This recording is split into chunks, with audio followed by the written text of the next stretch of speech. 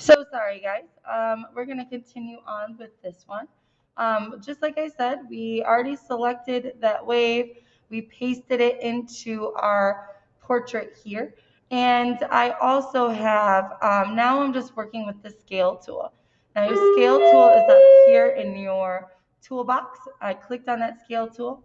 I'm going to grab my handles here, these little squares, and I'm just going to bring him down. Now I can also, if you look very carefully, it's kind of hard to see exactly what's going on because I need to move him.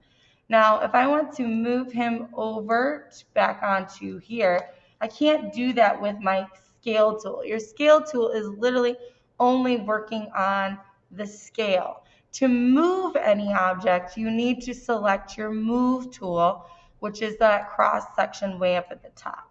And then I can move him back over the way that I want. Now, I think he still needs to be scaled out just a little bit. So I'm going to go back to my scale tool here. Click on that. Click on my image, and I'm actually going to scale him out just a little bit further. And let's bring him just a little bit further out. There we go. So now I have my wave here. I like the way that it's scaled. Maybe I would like to move it. I go back to my move tool and I can move him any way that I want. I'm going to keep him kind of like this because I like that look there. The biggest thing now is once you have it placed where you want it, you're going to go over to your layers here. So layers is just like your collage. You're building up an image. So your first image is your galaxy image. That is layer number 1. Layer number 2 right now is the wave that you see in front of you. Now, if I like where the wave is, I'm going to go ahead and come down to this little green button here. And it's going to say create new layer. I'm going to go ahead and just click that button, and boom, now my wave is where it's supposed to be. Okay, it's there. He's not going anywhere. I definitely, again, it's pretty much where he's supposed to be. Now here is where you can change the opacity over in these layer tools. So I pasted my wave again on top of my galaxy.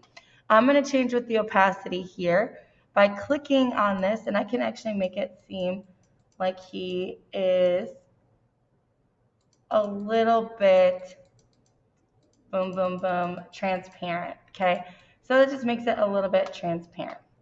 I'm going to go back now over to and continue on. So I'm going to actually go back to my fish here, these fishes here. I really like this. I want to use this to finish off my wave. I'm going to actually use my rectangle select tool. Now, there are 2 options here. You do have the rectangle select tool, a tool that we've used before in the Breaking the Grid project. However, you also have the ellipse tool, which allows you to take cutouts with a circle. So you could use a circle if you would like. I am not going to be using that. I'm actually going to be using my rectangle select tool because I want all of this. And I'm going to go ahead and edit cut or Control X. I've cut that section out. I'm going to go back to my project here, and I'm going to go ahead and click Edit Paste.